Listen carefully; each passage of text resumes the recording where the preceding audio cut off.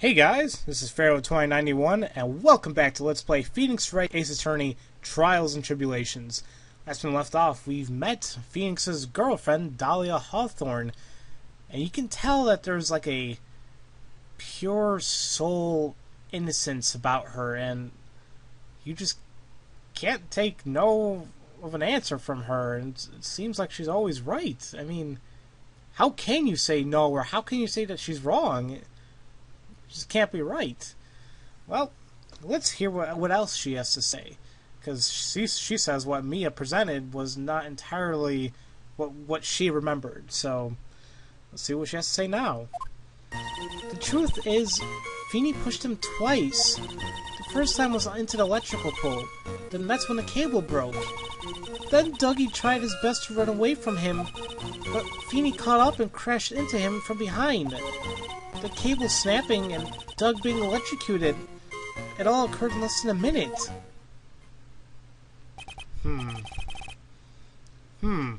So after being shoved, the victim got up and tried to run away.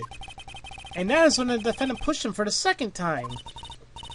I'm so sorry, Feeny, but I just have to tell the truth.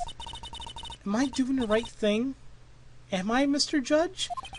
Of course you are, my dear. As painful as it may seem, you are. Now then, Miss Fay, you may proceed with your cross-examination. You know, for a girlfriend, she's really ratting us out, even if we did do this. What the hell, woman? Well, maybe this is the true colors that Mia was talking about. So, here's one. The last statement she made. Everything happened in less than a minute. Well, let's think of something here. What's the testimony here? Here's a testimony. They said that they lost power at 2:55 p.m., correct? Well, didn't he die like around at 3 p.m.? That's quite a gap there. Couldn't have happened all in a minute. There was a good time frame right there. So obviously that was a contradiction. Bad, Dalia, bad. Objection! That's enough, witness. I'm afraid I don't understand. You will in a minute. Could you please take a look at this photo, or I skipped that on accident? Oh, that medicine. That's the one Feeny likes to take for his cold. It's not the medicine I want you to look at. It's the wristwatch. That too. I forgot to even look at that. It stopped at the precise time the victim was electrocuted. In other words, 3:05 p.m. Well, yes, and your point is, Miss Fay? My point is this. What time was it when the lab suffered a power outage due to the cable snapping? Well, according to the student's testimony, the answer is clear. It was 2:55 p.m. Yarg! Would you care to explain to the court, Miss Dalia Hawthorne, what exactly happened during this 10-minute interval? She got her good. The defense proposes that it was during this interval that the real murderer killed Mr. Doug Swallow. Oh, wow. Order! Order in the court! What is this all about? This is nonsense! The real murderer?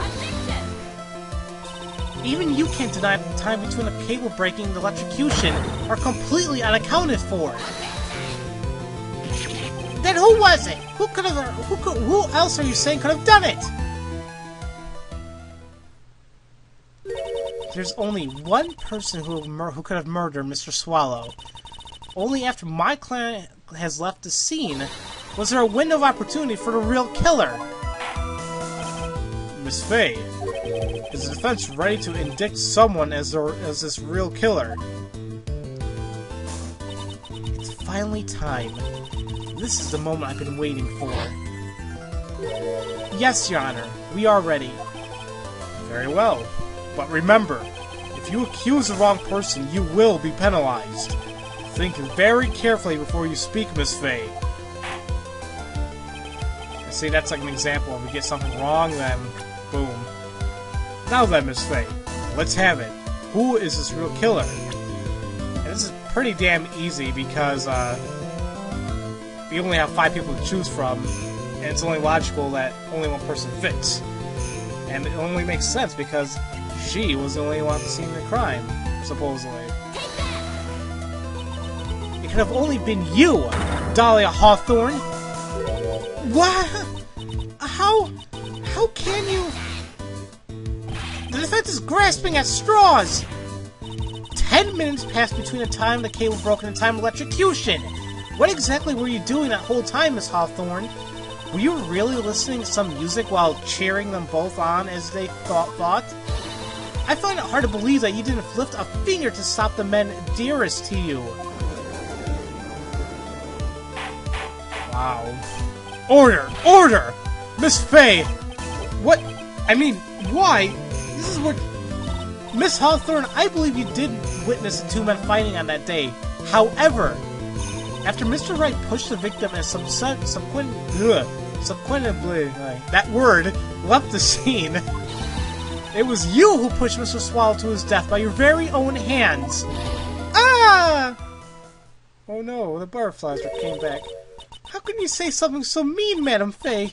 I didn't do anything. Miss Faye, this is a very serious charge you are. Phoenix? Your Honor!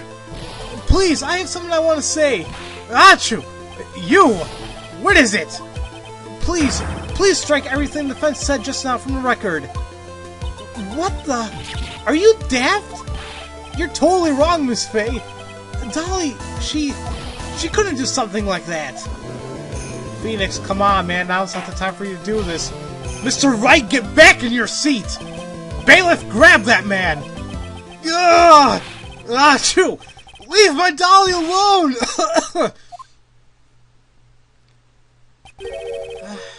That boy...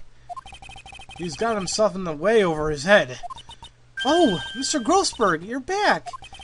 Well, it seems I arrived just in the nick of time. I found a police report on the incident in your newspaper clipping. Okay, we'll take a look at that as well. Oh, thank you so much! This is exactly what I was hoping for. You better take a good look at it. It details how you came to lose your boyfriend. Her boyfriend? So, the person who died was close to Mia, so that's why she has a really huge attachment to this case. Let's look at it here. Incident overview. Location, District Courthouse Cafeteria, August 27, 4 p.m. Victim, Diego Armando, age 28. Lawyer. Oh my god, look at the suspect. Lo and behold, Dalia Hawthorne. See, Armando ingested poison while interviewing the suspect regarding another case. Traces of poison were found in the victim's coffee cup. No poison was found in the vicinity or on the suspect's person. It is unclear how the poison entered the victim's coffee cup. So, apparently Diego Armando was dating Mia, and he's the one who died? Okay. Now then, the defense has made a very serious accusation here. Mr. Payne, what do you have to say about this? Well, really, Your Honor, May I interrupt you for just a moment, Mr. Prosecutor? Oh, don't you worry, my dear. I have a situation well in hand.